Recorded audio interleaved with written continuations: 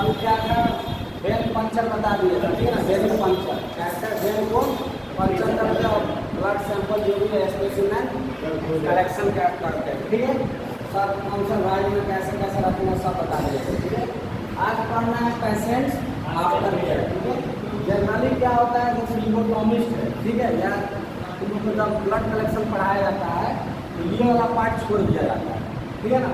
कि बताया जाता है किसी तुम्हारा काम है ब्लड कलेक्शन करता है, लेकिन नहीं, ब्लड कलेक्शन के बाद जब तक पेशेंट तुम्हारे पास है, ठीक है, अगर मानो किसी को बेटी होने लगा, कोई फ्रेंड होकर गिर गया, समझ में आ रहा है, उसमें हाथ क्या होता है, झिझिनी आने लगा, कोई होगा कि अनकॉन्शियस होकर धड़ाम से गिर गया, ठीक है, तो ये सब भी तुम्हारा ही काम है और पेशेंट को देखभाल करना है, ठीक है। जब तक तुम्हारे जो पेशेंट है तुम्हारे लाइफ में रहेगा, ठीक है, जब तक वो सही सलामत नहीं चला जाता है तब तक तुम्हारा काम है उसको देखभाल करना है, ठीक है। किस प्रॉब्लम से हुआ है, क्यों हुआ है, उसका जो भी है हमको फर्स्ट एड बॉक्स सब रखना चाहिए इससे रिलेटेड, क्योंकि हम जानते हैं यूरोटोमी करेंगे कैसे ज़्यादा से ज़्यादा क्या हो सकता है कोई बिजी हो जाए, फेंट होकर गिर गया, अनकॉन्शियस हो गया, उसका होश से नहीं आ रहा है, ठीक है, तो ये सब हो सकता है। इसको कैसे हमको देखभाल उनका करना है उसके बारे में पढ़ना है, ठीक है। उसी के टॉपिक का नाम है पेशेंट्स आफ्टर केयर, ठीक है। जब ब्लड सैंपल निकाल लिए तो उसके बाद कैसे देखभाल करते हैं, नाम से पता चल रहा है ना, पेशेंट्स आफ्टर केयर, मतलब पेशेंट का ब्लड निकाल लिए, सैंपल निकाल लिए, उसके बाद उसका देखभाल कैसे करना है, लुक आफ्टर कैसे करना है, ठीक है। ये बोल रहा है कि इसमें कंडीशन है, ठीक है। पहला क्या कंडीशन है, अगर मानो कि जो ब्लीडिंग है, ठीक है, जहाँ वेन पंचर किया है, मानो वहाँ पर ब्लीडिंग नहीं होता है, ठीक है, तो ये ब्लीडिंग थोड़ा puncture side continue unusually long time, ठीक है। देखो अब तुरंत निकालेगा तो ऐसा नहीं है कि तुरंत क्या होगा, ब्लीडिंग रुक जाएगा वहाँ का, ठीक है। क्या होता है 1-2 मिनट तक थोड़ा बहुत होता है, ठीक है, उसका क्या होता है खुद व खुद बंद हो जाता है, समझ में आ रहा है। लेकिन अगर मानो कि 10 मिनट नहीं बंद हुआ, 15 मिनट 20 मिनट तक क्या हो रहा है, ब्लीडिंग नहीं बंद हो रहा, थोड़ा थोड़ा खून आ ही रहा है, तो आपको प्रॉब्लम है ना बात है ना। तो अब क्या करना है, उसका एरिया जो हाथ है उसको क्या करना है, एलिवेट कर देना, ऊपर उठाएगा तो क्या होगा, देखो हार्ट यहाँ पे है, ब्लड कम कर रहा है, ऐसा रखेगा तो आसानी से क्या होगा, ब्लड आएगा, ठीक है। उसका हाथ उठाएगा तो हार्ट से क्या हुआ, ऊपर हो गया, हुआ ना, क्या हुआ कि ऊपर चला गया तो प्रेशर क्या होगा, ग्रेविटेशनल फ्लो नीचे आएगा, तो ब्लड क्या होगा, थोड़ा फ्लो कम है कि नहीं, ठीक है। तो ब्लड का थोड़ा क्या होगा, फ्लो होगा, कम हो जाएगा, ठीक है। और उसका क्या करना है, उसके ड्रेसिंग बांध देना है, और उसको बोलना है कि ऊपर करके 2-4 मिनट तक अपना हाथ ऐसा करके रखना, ठीक है। मतलब हार्ट से, क्योंकि हार्ट नीचे तो पंप करेगा तो क्या होगा, ज़्यादा फ्लो में आएगा ब्लड, प्रेशर ज़्यादा रहेगा, ऊपर करेगा तो क्या होगा, प्रेशर कम होगा, समझ में आ रहा है, ब्लड फ्लो भी स्लो हो जाएगा, क्या होगा, अगर मानो कि ब्लड ज़्यादा ब्लीडिंग हो रहा है तो क्या होगा, थोड़ा सा कम होगा, और उसका क्या करना है, ड्रेसिंग कर देना वहाँ पर, ठीक है ना, समझ में आया। ये हो गया, समझना है कि अगर ब्लीडिंग नहीं हो रहा तो क्या करेंगे। अब कोई मानो कि एनेमिक पेशेंट है, एनेमिक होता है हीमोफीलिया का पेशेंट है, ठीक है ना, तो उसका ये सब भी करने पर नहीं रुक रहा है, तो उसको क्या करना है, डॉक्टर के पास जो भी फिजिशियन रहेगा उसको फिजिशियन को बुला देना है, नहीं तो बोलना है कि पेशेंट को आप ले जाइए फिजिशियन से दिखा लीजिए, क्यों, क्योंकि उसका प्रोटीन फैक्टर जो आर्ट होता है उसका डिफिशियंसी है, ठीक है, तो वो बीमारी हो जाता है, फिर तुम उसको ट्रीट नहीं कर सकते, उसके बारे में थोड़ी ना पढ़े हो, हीमोफीलिया कैसे ट्रीट करना है, कैसे क्या होता है, उसका ब्लीडिंग कैसे रोका जाता है, जो भी फिजिशियन रहेंगे वो अपना क्या करेंगे, बताएंगे या उसको ट्रीट करेंगे, ठीक है। तुम्हारे पास बोझ क्या होगा, हट जाएगा, हल्का हो जाएगा,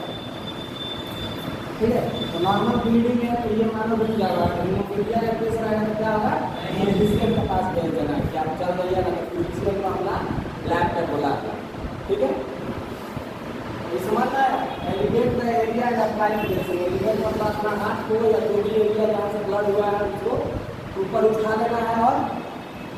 ड्रेसिंग लगा देना है, ड्रेसिंग मतलब वही क्या होगा, जिस एरिया से निकाला गया है क्या करेगा, बांध देना, ठीक है ना, थोड़ा टाइट। दूसरा है कि द पेशेंट फील डिजी, डिजी मतलब क्या होता है, झिनझिनी आ जाता है, और फेंट मतलब क्या होता है, चक्कर है, समझ में आ रहा है, झिनझिनी आएगा लगेगा कि अब देखो गिर नहीं रहा है लेकिन क्या चक्कर आ रहा है, इसलिए में घूमता है ना। तो अगर वो हो रहा है तब क्या करना है पेशेंट को, इसको स्कूल का हेड डाउन जाओ, एक स्टूडेंट का बताते हैं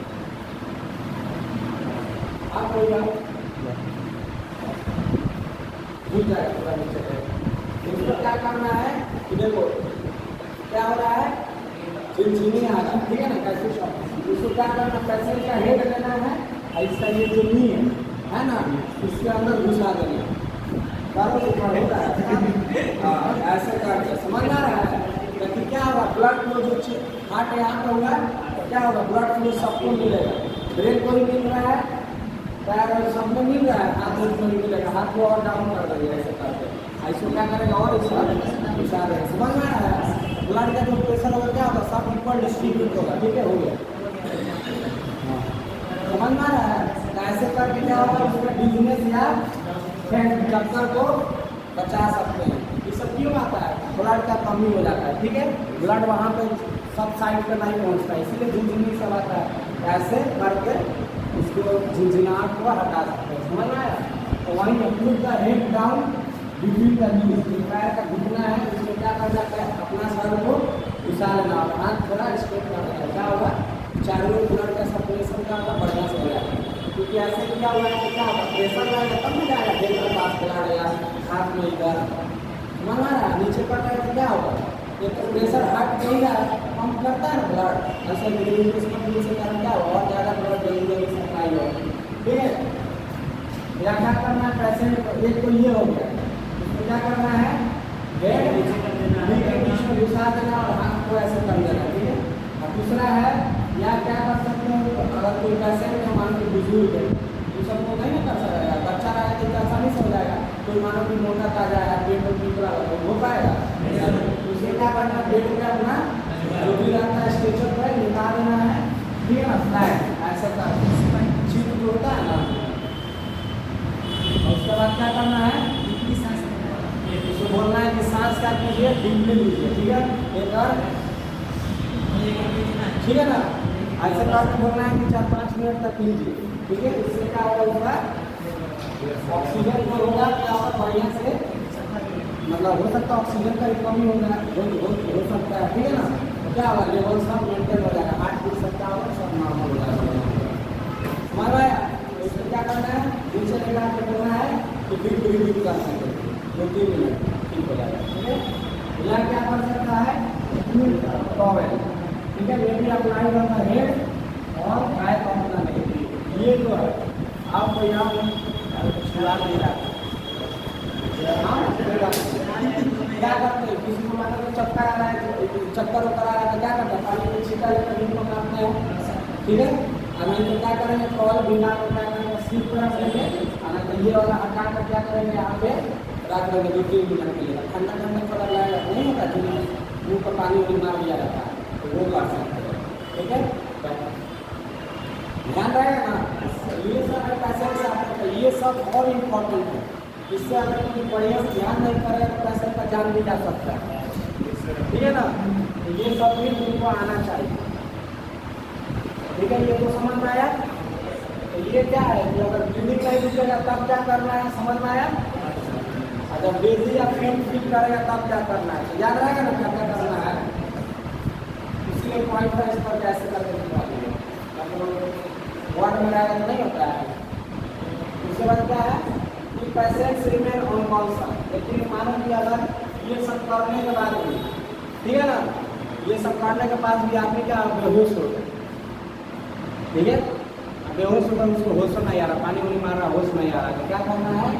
नोटिफाई द फिजिशियन इमीडिएटली, जो भी फिजिशियन आसपास का उसको क्या करना है, बुला लेना है या बता देना कि ऐसा ऐसा पेशेंट का कंडीशन है, चलिए देख लीजिए, जो भी होगा प्राइमरी ट्रीटमेंट बुलाकर अपना करेगा, ठीक है ना। उनको ज़्यादा दिमाग नहीं लगाना है कि ये दे देते हम दे देते भाई दवाई नहीं दे, ठीक है, तो तुम्हारा काम नहीं है, देगा कुछ पेशेंट को हो जाएगा तो तुम्हारा तो पेश हो जाएगा, ठीक है, तुम्हारा काम है सिर्फ ब्लड निकालना। तुम सोचेगा ये भी दवाई दे देते, वो भी दवाई दे देते, ये हमारे पंचलन पेशेंट में कुछ हो गया, ठीक है ना, कोई दवाई दिया रिएक्शन कर या डायबिटीज हो गया, सब पेशेंट का अलग अलग बॉडी होता है, समझ में आ रहा है, दिक्कत में फंस जाएगा, इसलिए क्या करना है, उसको फिजिशियन के पास भेज देना, नहीं लगा, ठीक है ना, डॉक्टर नहीं करना होता। उसके बाद है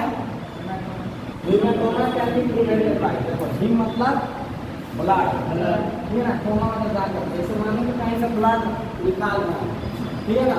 तो क्या होगा, देखना कि किसी को अगर बार बार इंजेक्शन पड़ता है तो क्या होता है, लाल लाल लाल लाल लाल लाल धब्बा टाइप का हो जाता है ना, या वहाँ पे एलर्जी टाइप का कुछ होने लगता है, ठीक है ना, तो उसको कैसे बचाया जा सकता है, क्योंकि ब्लड तुम नहीं निकाल रहा है, तुम अगर प्रॉपर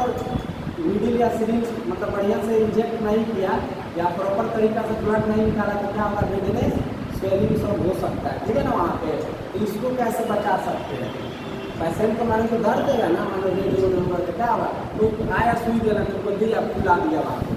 तुम क्या बोलते हो, उसको फूलो देना नहीं आता, होता है ना, वैसे तुम भी मानो कि ब्लड निकालो, उस कंडीशन वहाँ का आ गया,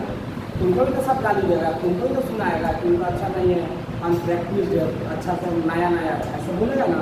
क्या होगा, मार्केट खराब होगा, फिर से नया कोई देगा तुमको पेशेंट, मानो उसको भेजना होगा अपने पापा को, मम्मी को, या किसी को तुम्हारे पास भेजेगा नहीं भेजेगा, ठीक है, इसको कैसे बचाया जा सकता है, यूज ऑफ प्रॉपर टेक्निक, ठीक है, उनको कब यूज करना है, टर्निंग कैसे डालना है, थम कैसे बनाना, थम बोलते हैं फिस्ट जो होती है कैसे बनवाना है, कब खुलवाना है, ठीक है ना, ये सब का होना चाहिए, पता होना चाहिए, बनवा रहा है मतलब थोड़ा सा भी नहीं पूरे होगा कि मुट्ठी बनवा दिया, टर्निंग बांधना है अच्छा से, सफाई नहीं की और क्या के नीडल इंजेक्ट कर दिए, ठीक है ना, बहुत सारा कंडीशन है, ये सब प्रॉब्लम हो सकता है, या मानो कि टर्निंग कितना टाइट बांधना ही नहीं, पूरा धागा पूरा टाइट कर दिया ना, क्या किया पूरा लूजर बांध दिए, ठीक है, जो भी प्रॉपर टेक्निक है उसको यूज कर देना। दूसरा है क्या है बता, तो क्या बताया कि